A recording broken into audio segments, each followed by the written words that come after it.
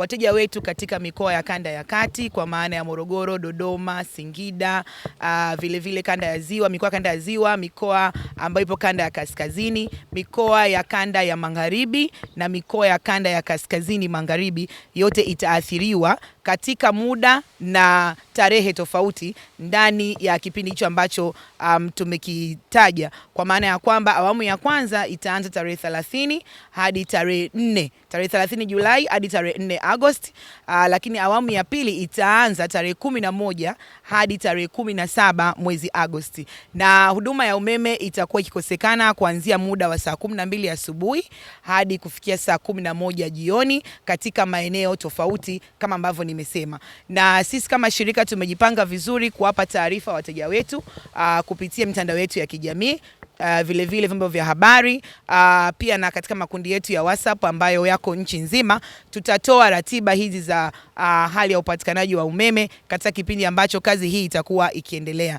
Kwa hivyo nipende kuwatoa wasiwasi wananchi na wala wasipate taharuki. Ni kazi ya kawaida ya utekelezaji wa mradi ambayo inafanyika hapa, inayokwenda kusababisha hiyo athari kidogo ya upatikanaji wa umeme kwao katika mikoa ambayo nimeitaja. Mikoa ambayo haitaathirika kabisa na changamoto hiyo ni mikoa ambayo ipo katika kanda ya Dar es Salaam na Pwani, kwa maana ya Dar es Salaam na mkoa wa Pwani, lakini pia mikoa ambayo ipo kanda ya kusini kwa maana ya Mtwara na Lindi, hiyo haitaathiriwa kabisa na kazi hii ambayo itakuwa ikifanyika katika eneo hilo la Mkambarani alilosema mhandisi. Kwa hiyo wateja wetu tunaomba uvumilivu wenu wakati kazi hii ikitekelezwa, lakini tunaamini manufaa ya kazi hii ni makubwa kwenu pamoja na kwa taifa kwa ujumla, kwa maana inakwenda kuimarisha hali ya upatikanaji wa umeme katika maeneo mbalimbali nchini na kuweza kutumia vizuri uwekezaji mkubwa uliofanywa na serikali katika mradi wa Julius Nyerere ambao unatuzalishia megawati 2115. Eneo ambalo litakuwa na athari na tutakwenda kulifanyia kazi ni eneo la Mkambarani. Na kwa nini Mkambarani? Mkambarani ndio sehemu pekee ambayo njia yetu inavuka njia ambazo zina exist, njia ambazo zipo tayari. Pale tuna njia 3 za umeme ambao ndio zinapeleka umeme mikoani kutoka Julius Nyerere. Tuna njia ya kwanza ambayo ni Morogoro 1 tunaita, tuna njia ya pili tunaita Morogoro 2, lakini tuna njia ya 3 ya msongo wa kilovolt 132 ambayo pia inatoka Chalinze kwenda Morogoro.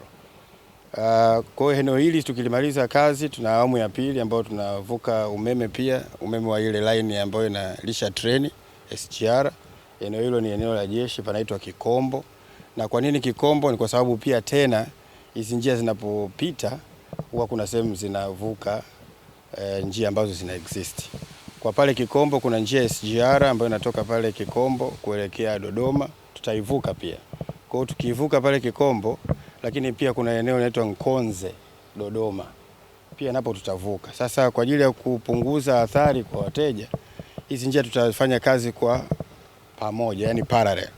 Wakati tunavuka tunazima umeme kwa ajili ya Kikombo, uzimaji huo wa umeme utatuwezesha pia kuvuka kule upande wa Nkonze. Kwa maeneo mawili tutavuka kwa pamoja, ambapo ni tarehe 11 mpaka tarehe 17. Kwa nini sasa huu mradi unaweza kuleta athari kubwa kama hiyo ya kuvuka na tukazimia wananchi?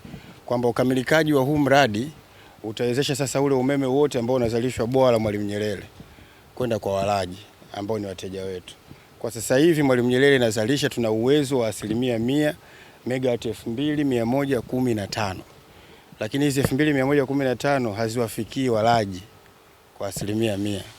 Kwa hiyo tunasafirisha umeme kadhaa ambao ni takriban megawati 850. Kwa hiyo tukikamilisha huu mradi, zile 2115 zote zinaenda kwa wateja kupitia line hii ya msongo wa kilovolt 400.